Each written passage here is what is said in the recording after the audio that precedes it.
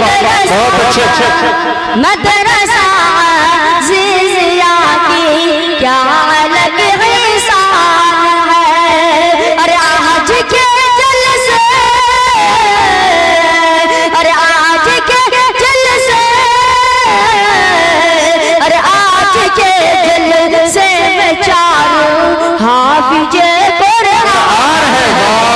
اسی زبان کے ذریعے سے اپنے خطاب کو آپ کے سامنے پیش کرے کہکشاں بنت محمد انور طول درب خانہ متعلمہ مدرسہ عزیزیہ تجوید القرآن۔ السلام علیکم ورحمۃ اللہ وبرکاتہ۔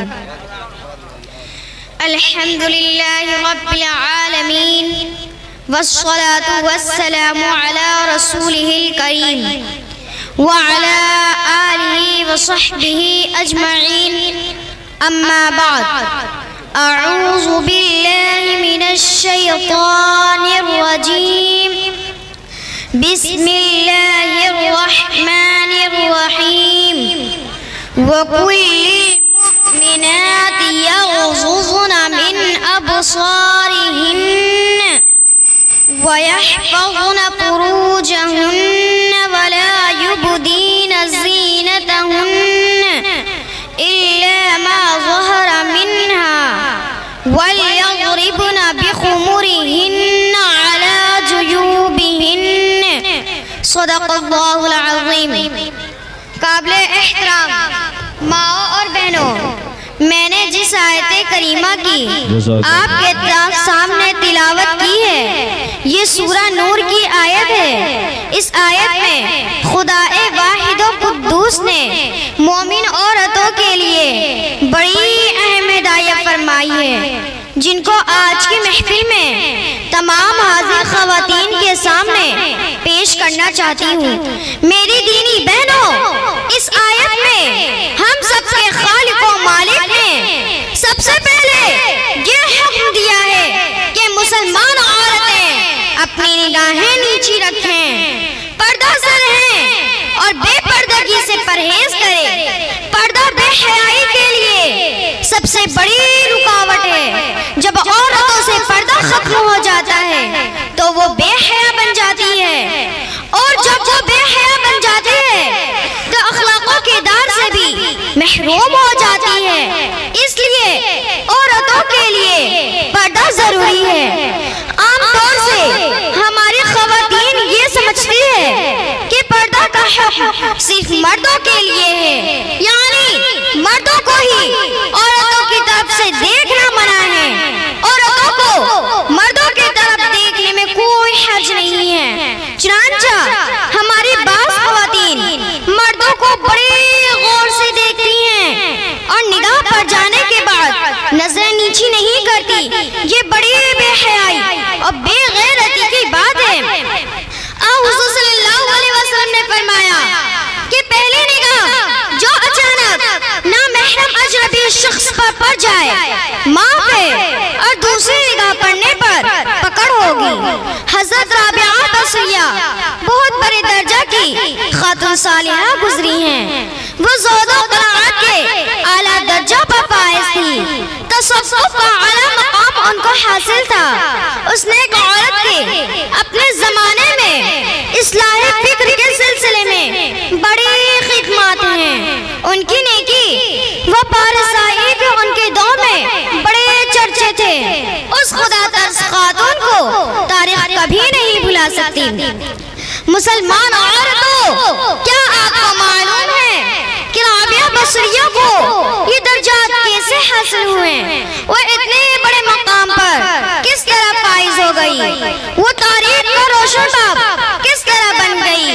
یاد رکھو، انہوں نے یہ سب کچھ اپنے تقویٰ و طہارت کی بنیاد پر حاصل کیا۔ انہوں نے گناہوں سے پرہیز کیا اور طاعات کا اختیار کیا۔ انہوں نے پردہ اختیار کیا اور بے پردگی سے بچی۔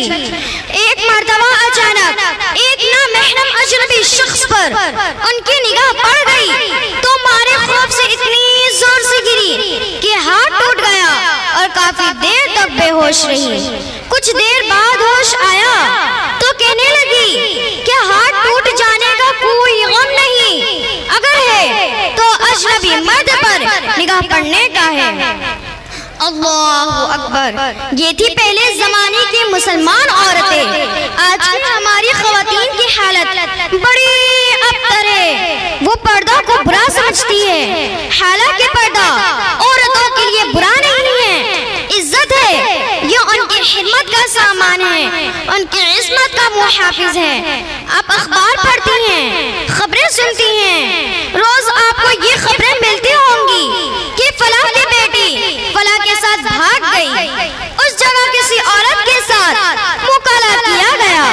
اور آپ کو یہ بھی سننے میں آتا ہوگا کہ لڑکیاں اپنے ماں باپ کی عزت کو عجیب و غریب طریقے سے خاک میں ملا رہی ہے۔ کوئی کورٹ میرج کر رہی ہے، کوئی بوائے فرینڈ کے ساتھ معاشرہ کر کے اپنے ماں باپ کو چیلنج کر رہی ہے۔ اور بعض مرتبہ ایسا بھی ہوا ہے کہ ایسے معاملات میں قتل کی نوبت آ گئی۔ میری بہنوں، یہ سب کچھ بے حیائی کا نتیجہ ہے، اور بے حیائی، بے پردگی اختلاط مرد و زن سے آتی ہے۔ جب سے بے پردگی آئی ہے، فسادات کی نئی شکلیں سامنے آ گئی ہے۔ اس لیے اللہ تعالیٰ نے اس آیت کریمہ میں سب سے پہلا حکم یہی دیا ہے کہ عورتیں بے حیائی سے بچیں، اپنی نگاہیں نیچی رکھیں، کسی اجنبی مرد کی طرف نگاہ نہ اٹھائے، بے حیائی سے بچے، نامحرموں سے کسی طرح کا میل جول ہرگز نہ رکھے۔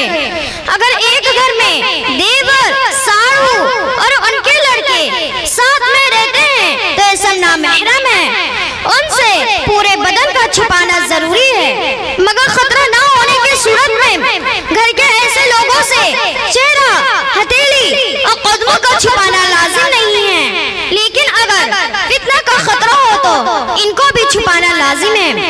محترم خواتین، میں آپ کو یہ بتاتی چلوں کہ اس بے حیائی کے نتیجہ میں آج ہماری خواتین نئے ڈیزائن کے لباس استعمال کر رہی ہیں، جن میں عریانیت خوب جھلکتی ہے۔ یاد رکھو، ایسا لباس پہننا اسلام میں جائز نہیں ہے۔ اللہ کے رسول اللہ صلی اللہ علیہ وسلم نے فرمایا، رُبَّ كَاسِيَةٌ فِي الدُّنْيَا عَارِيَةٌ فِي الْآخِرَةِ۔ بہت سی خواتین دنیا میں کپڑے تو پہنتی ہے، لیکن ان کے کپڑے ادھورے ہوتے ہیں، جیسے آج کل اسکول میں پڑھنے والی لڑکیوں کا لباس ہے۔ میری دینی بہنوں، ہماری بچیاں اس طرح بے حیائی کے ساتھ پڑھنے جاتی ہے، یہ بڑی بے حیائی اور بے غیرتی کی بات ہے، جس پر ہمارے بہت سے گھرانے فخر کرتے ہیں۔ اسی طرح ساڑی پہن لیتی ہے، جس سے گردن، بازو، پیٹھ، پیٹ یہ سب کھلے رہتے ہیں، یہ بھی بڑی بے شرمی کی بات ہے۔ اس طرح کا لباس پہننا ناجائز اور حرام ہے۔ اللہ تعالیٰ ہم سب خواتین کو صحیح سمجھ عطا فرمائے، آمین یا رب العالمین۔ السلام علیکم ورحمۃ اللہ۔